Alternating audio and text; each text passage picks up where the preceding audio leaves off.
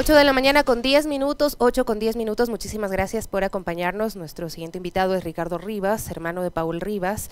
El gobierno está prácticamente anunciando que no cumplirá con ese ofrecimiento del propio presidente Guillermo Lasso de desclasificar la documentación en el caso de el secuestro y posterior asesinato de tres miembros del grupo El Comercio. ¿Cómo está, Ricardo? Muy buenos días, gracias por acompañarnos. ¿Cómo ha tomado estas declaraciones de Wagner Bravo? Que ha dicho que no se va a desclasificar y pues esto que contrasta con el ofrecimiento que lo decíamos se hizo tiempo atrás por parte del presidente de la República en una entrevista además con Fernando del Rincón.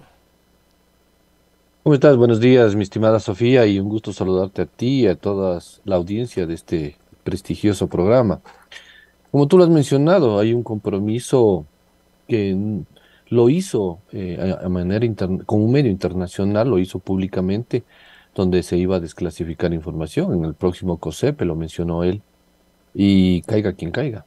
Son palabras textuales de él.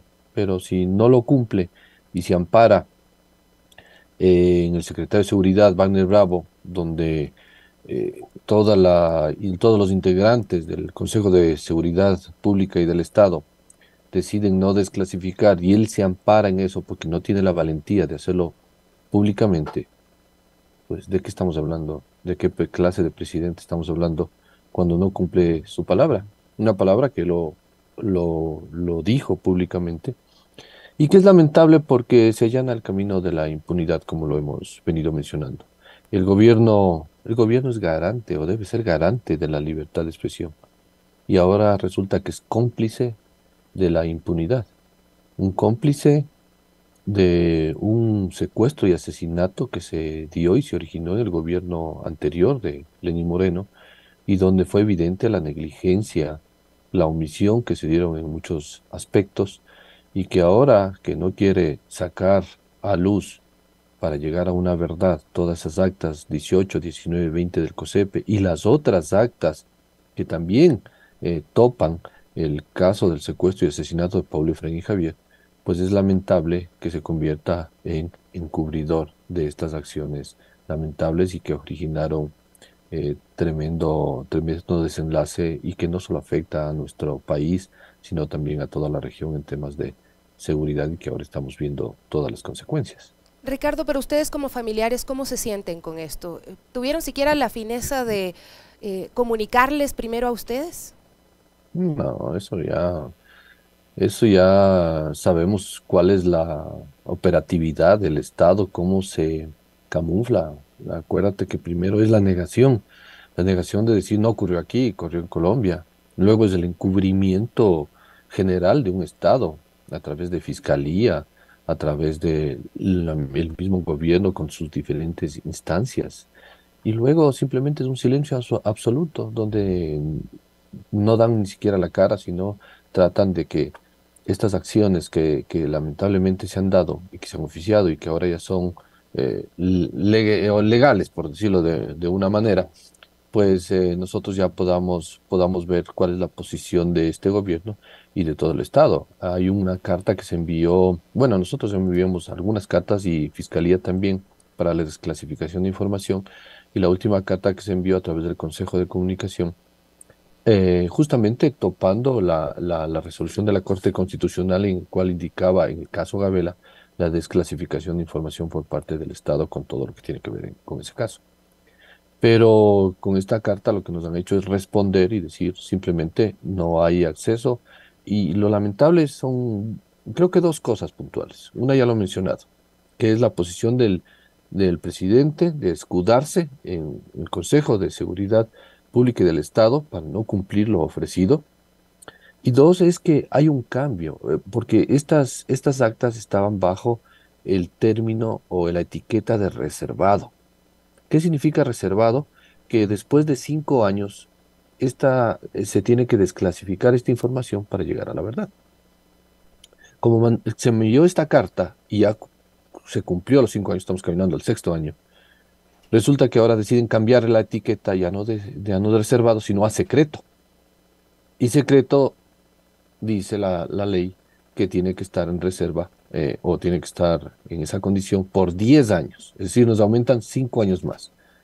Yo creo que al llegar a 10, ojalá no nos aumenten a secretísimo, que es la otra etiqueta que tiene las características, porque ahí serían 15 años. Y esto es lo lamentable, cómo van poniendo los candados y se va allanando la impunidad. Y a esto tengo que sumarle a la Corte Constitucional, porque la Corte Constitucional no ha emitido ni siquiera una letra respecto a la demanda que mandamos para desclasificar información hace 2 años, prácticamente, y que la Corte ha permanecido callada, en silencio, es decir, cada uno se lava las manos, se bota el paquete, queda en silencio absoluto, como te dije, negación, encubrimiento y silencio es la constante de un Estado que no funciona en temas de violación de derechos humanos. ¿Y esto a ustedes qué les hace pensar? ¿Por qué pasar de secreta, de reservada a secreta la información? O sea, no sé, ustedes deben tener muchas inquietudes. ¿Cuáles son las respuestas que ustedes creen que esa información podría responder? Bueno, recuerda que para contestar tu pregunta, tenemos que ver primero una de las funciones del COSEPE. ¿Cuál es una de las funciones? Es adoptar medidas de prevención e intervención. Acuérdate esta palabra, intervención en casos graves o amenazas que afecten la integridad de personas o del Estado. Prevención e intervención. ¿Qué quiere decir esto? Que ellos conocen todo lo que sucedió con respecto al caso. Es decir, protocolos que se emitieron, conversaciones que se mantuvieron en el seno del Consejo de Seguridad del COSEPE, cuáles son las posiciones con el gobierno colombiano, a qué negociaciones se llegó con ellos, con el gobierno colombiano, con el Estado colombiano, cuáles son los protocolos que siguieron los dos países, qué se autorizó o no el ingreso de una fuerza extranjera para que opere desde nuestro país. Es decir, todo lo que se elaboró en el COSEPE justamente nos tiene que llevar a esclarecer una verdad por la omisión que se generó en el gobierno de Lenín Moreno. Recordando que todavía hay personas que están como funcionarios del Estado y en altas posiciones. El mejor caso que te puedo indicar es el caso del doctor Wilson Toainga, fiscal de nuestro caso al inicio y que ahora funge como subrogante de la fiscalía, fiscal subrogante, y entonces no puede ser juez y parte, a nadie le interesa investigar en fiscalía y también la fiscalía se escuda en que como no hay desclasificación de información, no puedo seguir investigando.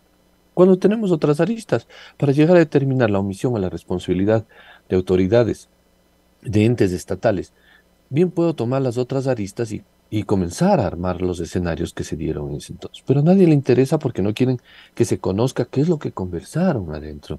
Ahí también está la ex ministra de Gobierno, María Paula Romo, donde incluso ella negó que este informe, que ya existe un informe de la CIDH emitido en el 2019, donde ya emite recomendaciones para Colombia y para Ecuador, eh, que dijo que no es vinculante. Entonces, como no es vinculante, nos quedamos con ese informe, cuando es lo contrario. Los tratados firmados a nivel internacional por nuestro país, en el contexto internacional, justamente nos indican que son vinculantes por estos organismos que salen, por las cortes que salen, por la CIDH, por las Naciones Unidas o el Sistema Universal. Entonces, simplemente el Estado no ha querido cumplirlo y de una u otra manera tendrá que cumplir con el gobierno de turno que le toque. Porque el Estado, ¿qué es lo que te hace? Te comienza a negar el acceso a la información, te niega el acceso a llegar a una verdad y te va arrinconando con todo el aparataje que tiene. Y al arrinconarte, ¿a qué te obliga? A buscar una justicia que tarda no es justicia, pero te obliga a buscar una justicia ya no en el país, sino fuera de los límites patrios, es decir, a nivel internacional.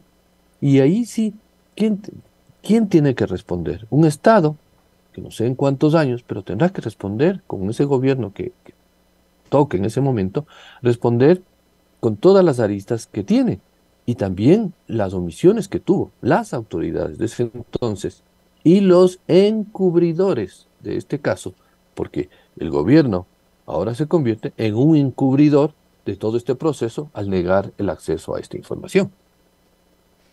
Muy fuerte, la verdad, lo que está diciendo Ricardo Rivas. ¿Qué esperan o qué podrían hacer a nivel internacional? Esto porque, perdón, hay recomendaciones realizadas desde la Comisión Interamericana de Derechos Humanos con otros casos de que se debe brindar la información, de que las solicitudes de los familiares deben ser escuchadas. Bueno, en este informe que yo te comento de la CIDH, que se formó con un equipo de seguimiento especial y que fue entregado el 12 de diciembre del 2019 al Estado ecuatoriano y a las familias, lógicamente, no se ha hecho absolutamente nada. Es decir, ahí está. Y tiene que responder, porque en esas recomendaciones, una de las 32 que existen, indica que se debe desclasificar información. Debe las víctimas, en este caso los familiares, acceder a toda la información y la Fiscalía, por supuesto, para determinar las responsabilidades y llegar a una verdad. Ya lo menciona. No lo han querido hacer. Alguien tiene que responder. ¿Quién es? ¿El gobierno de turno del momento que toque? Hablamos también de un Ministerio de Género, la Mujer y Derechos Humanos que ha permanecido callado durante todo este tiempo. Yo no sé si existe o no existe, porque yo no le escucho. Tantas violaciones a derechos humanos que ha habido en este gobierno y en el anterior, ha permanecido callado y no ha dicho absolutamente nada. Entonces, ¿de qué estamos hablando? ¿De qué Estado estamos hablando? ¿Un Estado que solo toma decisiones a conveniencia? ¿Una fiscalía que investiga a conveniencia? Hasta ahora esperamos el informe de la fiscal general Diana Salazar sobre el caso nuestro. Hasta ahora no existe el informe, no se comprometió a entregarnos.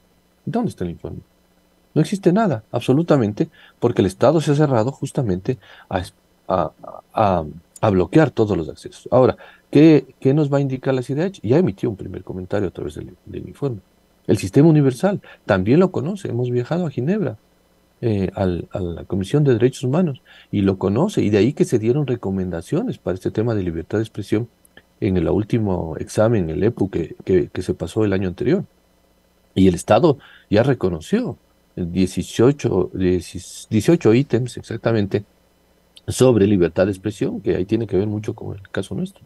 Hace pocas semanas estuvo dos representantes de la CPJ, que es el Comité de Protección Internacional en estos temas. Y dentro del informe que se entregó por la violencia que ha sufrido el sector periodístico y los medios de comunicación en nuestro país por todo lo que se vive, ya entregó un informe en las manos de Sebastián Corral y lógicamente en la presidencia. ¿Y qué resultados ha habido? Ahí está el caso nuestro también, donde indica que hay un bloqueo de información y enuncia todo lo que ha sucedido. ¿Y de qué ha valido? Para que el COSEPE coja y niegue a través de un informe indicando que ahora es secreto y que no se puede desclasificar información. Y Entonces, al haber hecho esta declaratoria del COSEPE de secreto, ¿ya la Corte Constitucional podría hacer algo o ustedes ven que por ahí también se ha cerrado la puerta con esta nueva declaratoria de secreto? bueno, no podría, debe, es obligación de la Corte Constitucional contestar la demanda de desclasificación de información que nosotros pusimos en julio del 2021, es decir, hablamos de 2 años ya, y no ha emitido ningún comentario al respecto, ha permanecido calladito el doctor Richard Ortiz. Entonces, ¿de qué estamos hablando? La ley te faculta, porque indica que en caso de violación de derechos humanos no puede haber información secreta y que todas las partes del Estado están obligadas a entregar información para llegar a la verdad. Lo dice la Constitución, lo dice la Ley de Seguridad Pública del Estado, pero ¿de qué nos ha valido? Si todo el mundo se queda callado y nadie quiere topar o tomar en sus manos esta, por decirlo vulgarmente, esta papa caliente, nadie quiere quemarse. Entonces siguen retrasando el que venga, el que venga, el que venga, cuando la obligación de un presidente, cuando asumió las altas funciones del Estado, era justamente tomar decisiones de todos los temas que tienen que ver con el buen funcionamiento del Estado. Y parte de eso es no es solamente ponerse a la banda y sentarse y decir soy el presidente, por ego, por Dios. Tiene que asumir y tomar decisiones, soluciones de todas las problemáticas en todos los ámbitos de nuestro país. Y este es uno de ellos en el tema de derechos humanos. Así que Ahora, me disculpa al presidente, pero le ha faltado decisión claro, y porque él tomar. públicamente ofrece algo y luego no se ¿Y cumple, cómo ¿no? se llama? Entonces, ¿Y cómo se llama eso? ¿qué tanto vale la Cuando tú palabra del ofreces, presidente? Exactamente, a eso quiero ir. O sea, ¿cómo se llama cuando tú ofreces algo y no lo cumples? ¿Cómo se ofrece cuando no es de una ocasión? Son tres ocasiones que lo hizo públicamente. Incluso cuando estuvo cuando ya fue a la segunda vuelta, habló conmigo. Yo le recuerdo al presidente que habló conmigo allá en Quito. Y nos reunimos. ¿Y qué me dijo? Apenas me siento, voy a tomar el caso y vamos a ver cómo está para tomar decisiones. Ya pasan 2 años. ¿Y entonces de qué estamos hablando? Era de las En 100 decisiones que iba a días, tomar en los primeros 100 minutos. los 100 Es minutos, triste. no sé el tiempo, cómo corre para el presidente actual y es lamentable porque sus acciones dicen mucho a una sociedad. Y ojo, no llevo ninguna bandera partidista, ni color, ni nada. Estoy hablando de lo que la sociedad necesita, el tema de las tres familias, lo que necesita, toda la región lo que necesita saber sobre temas de violación de derechos humanos, en el tema de libertad de expresión y en el tema del periodismo, cómo se ha coartado y se han originado zonas silenciadas donde ya no se conoce información por el temor que se tiene de ir a investigar y a conocer cuál es la realidad de cómo los gobiernos o el Estado no invierten en educación, no invierten en salud pública, cómo son cooptados los jóvenes para ingresar a estos grupos guerrilleros porque no tienen más opciones. Y el tema de minería y todo ese tema que tiene que ver con frontera y que lamentablemente, ¿dónde está la solución? ¿Solo hay soluciones para un grupo selecto? ¿Solo hay que investigar para un grupo selecto? Esa es la indignación de la sociedad ecuatoriana con respecto a estos temas. Ahora, Ricardo, estamos a puertas de tener un nuevo gobierno. Con esta decisión que toma el secretario de Seguridad, se pone un candado para que el gobierno que venga no pueda hacer ningún ofrecimiento o revisar o desclasificar la información. No necesariamente. La Constitución es clara y dice que no puede haber documento secreto y que es obligación del Estado entregar toda la información. Es decir, la ley está, la Constitución lo dice, muy contrario a lo que el COSEP y este general Wagner Bravo haya decidido con todos los integrantes del COSEP, según ellos. La Constitución está y nadie está sobre la Constitución del país. Así que es obligación cumplirla. Que no quieran es otra cosa. Y ahí tendrán que responder el por qué no quieren cumplirlas. Con las omisiones que se dan en este caso, con las responsabilidades que se tendrá a todo nivel, con todos los gobiernos que vengan y que quieran impedir y bloquear el acceso a esta información, porque más vale el compadrazgo, el amiguismo, el qué pasará con todos los grupos de poder que existen atrás y que estuvieron involucrados en estos casos, porque recuerda, que a través de este caso se desnudó cómo autoridades civiles, policiales, militares estuvieron involucrados en actos de corrupción, de narcotráfico, etcétera, todo ilegal, y que hasta ahora no se conocen los responsables, ¿no? Nadie ha querido toparlos, pero es latente a nivel interno de un Estado que ha sido realmente infiltrado por todas estas mafias. Es responsabilidad del Estado estar con las familias de las víctimas en este caso, pero ¿qué ha hecho el diario El Comercio? ¿Ha hecho un seguimiento de este caso? ¿Cómo están las relaciones de ustedes, de los familiares, con el medio, conociendo también los problemas que ha tenido en los últimos meses con los ex trabajadores y trabajadores que incluso no han publicado nada en los últimos días? Bueno, primero mi solidaridad tremenda con ellos, con mucha gente que ya no está en el comercio y que fue despedida, y algunos tal vez pocos que están, mi solidaridad tremenda porque este tema económico por el que están pasando es increíble y no debería haberse dado, por un lado. Y por otro lado, esa es otra de las responsabilidades de la Fiscalía. La Fiscalía tiene que investigar hasta qué nivel existen las responsabilidades en todos los ámbitos, sean de autoridades militares, policiales, civiles, incluso de la empresa, del comercio. Eso la Fiscalía tiene que investigar. ¿Y dónde están las respuestas? La Fiscalía tiene que darnos, no solo esperar a que se desclasifique un acta. Ahí tiene que investigar qué pasó, se reunieron con las altas autoridades de la empresa, llegaron a un acuerdo, no llegaron, a través de justamente sentarles y tomar las versiones respectivas. ¿Hay o no hay responsabilidad? ¿O es una responsabilidad compartida con el Estado? Porque falló el uno, falló el otro, pero es deber de la Fiscalía, justamente investigar todos estos ámbitos, todas estas aristas, para ir esclareciendo. O sea, no es cuestión de decir, no desclasificaron el acta 18, 19 y 20, entonces me quedo callado, me quedo cruzado de brazos y ahí que pasa el tiempo para ver si se cansan las familias o de pronto ya les llega la edad y se mueren y entonces ya nos olvidamos. ¿Así funciona una sociedad que necesita respuestas? Yo creo que no. Creo que una verdad tiene que llegar en su momento. Ya lo dije anteriormente, una justicia que tarda no es justicia. ¿Qué nos queda ahora? Las dos palabras siguientes, verdad y memoria. Y en eso es lo que vamos a trabajar. Lamentablemente, con el Estado o con los gobiernos de turno que nos toque, pues vamos a trabajar y seguiremos haciendo incidencia, no solo para obtener verdad en cuanto a las familias, sino también para marcar una diferencia en cuanto al sector periodístico, al sector de medios de comunicación, un antes y después de este escenario que se dio con Paul Efraín y Javier, porque todas las cosas han cambiado, las coberturas han cambiado, todos los niveles han cambiado. Entonces hay que marcar un precedente y evitar a toda costa que se genere nuevamente esta violencia por parte de entidades estatales, privadas, públicas, porque tenemos todos derecho a informar y a ser informados, a conocer una verdad que se generan en zonas que lamentablemente autoridades que se sienten vulneradas, entre comillas, porque el periodismo de investigación destapa casos de corrupción, que es lo más fácil, violentar a quien lo investiga, permitir que no fuguen, perdón la expresión, que salgan del país periodistas Que se amenazados de exilien. muerte, Ujú. no es dable en una sociedad. Y ya Claro que sí. tenemos tres casos. Entonces no creo que queramos seguir aumentando ese número, porque este caso de Paul Efraín Javier no es un número más para una estadística. Es algo que tiene que marcar un antes y un después para tener una sociedad mejor.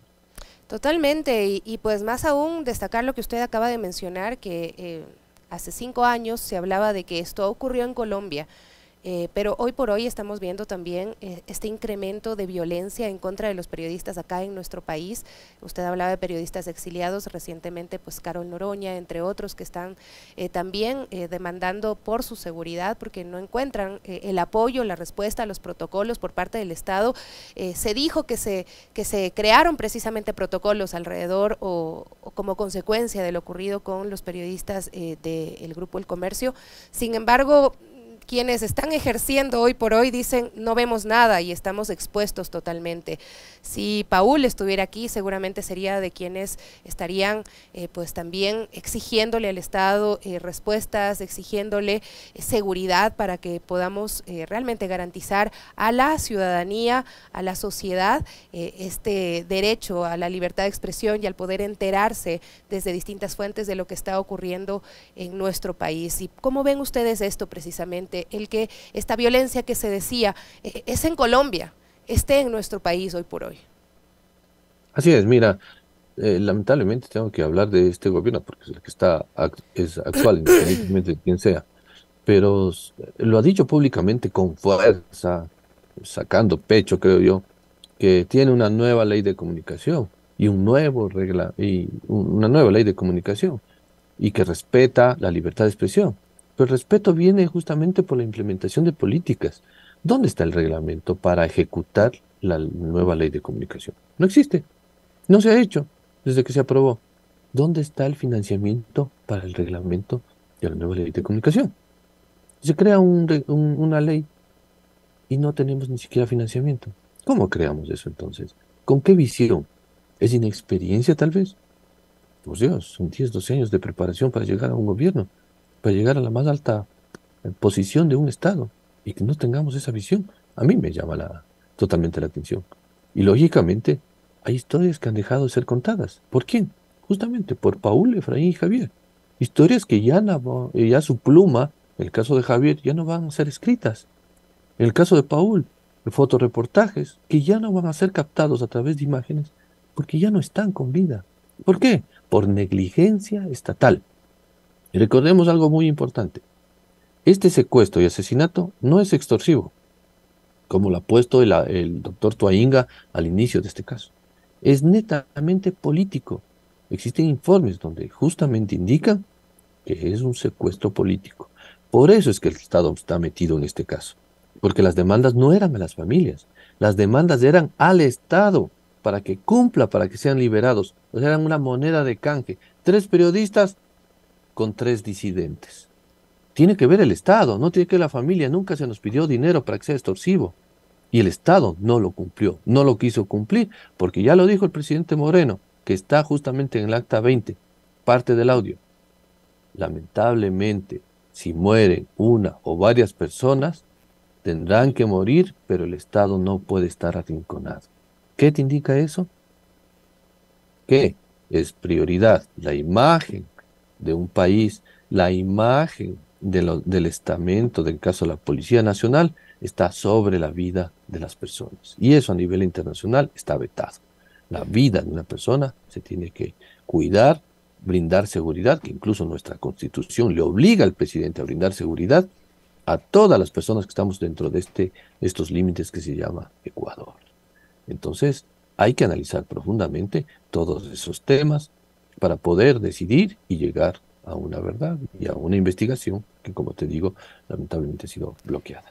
Ricardo, muchísimas gracias por acompañarnos el día de hoy.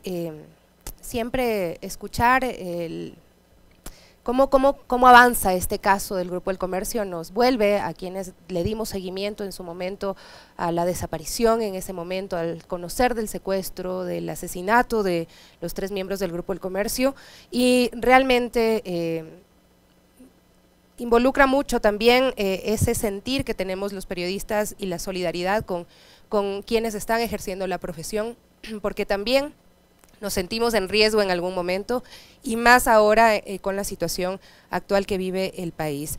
Ricardo Rivas, hermano de Paul Rivas, el gobierno ha incumplido la desclasificación de documentos en el caso del comercio, que fue un ofrecimiento del propio gobierno. Nada más para cerrar, te pido, Ricardo, que me contestes esta inquietud que tengo. Si el Estado ya no les permite investigar nada más y la Fiscalía no hace nada, ¿ustedes como familiares tienen los medios o han podido hacer algo más para conocer algo adicional sobre este caso? Bueno, hay agotamiento de recursos en cuanto a tiempo también para poder acceder a demandas internacionales, pero nosotros como familia, si el Estado te obliga y te arrincona, tendremos que regresar a verlos. Pero de nuestra parte sí hemos investigado. Nosotros tenemos mucha información de lo que ha sucedido. Por eso es que yo lo hablo con justa razón. Todo lo que hemos investigado, lo que hemos avanzado, como familia, como Ricardo Rivas. Pero, y una fiscalía que tiene un aparataje tremendo, no ha podido hacerlo. Eso es lo que nos llama la atención. Que nosotros tenemos más información que la misma fiscalía. Y en su momento, la fiscal Joana Moncayo ni siquiera tiene el informe de la CIDH ingresado al expediente. Con eso te digo todo. Entonces me dice, más bien, si usted tiene documentación, ayúdenos ingresando. No puede ¿Cómo? ser. O sea, y la fiscal, sí, ¿qué quieren que investiguemos para investigar? O sea, nosotros tenemos que decirle a la fiscalía que investiguemos. Entonces, prefiero investigar yo solo, pues, porque no tengo nadie sobre mí que me está viendo.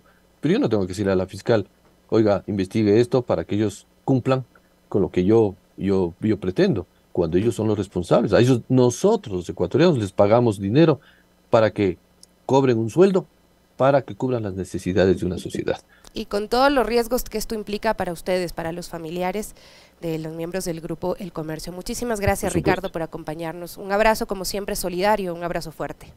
Gracias, Sofía, un gusto saludarte y a todas las personas que han escuchado y visto este programa. Un buen día. Un buen día también para usted, Ricardo Rivas, hermano de Paul Rivas. Y bueno, en las redes sociales nos están preguntando por Alexis y nos están preguntando por Licenia, y decir que Licenia ha tenido una complicación en su salud. Ella, esperemos, esté bien pronto, el día de mañana, ojalá.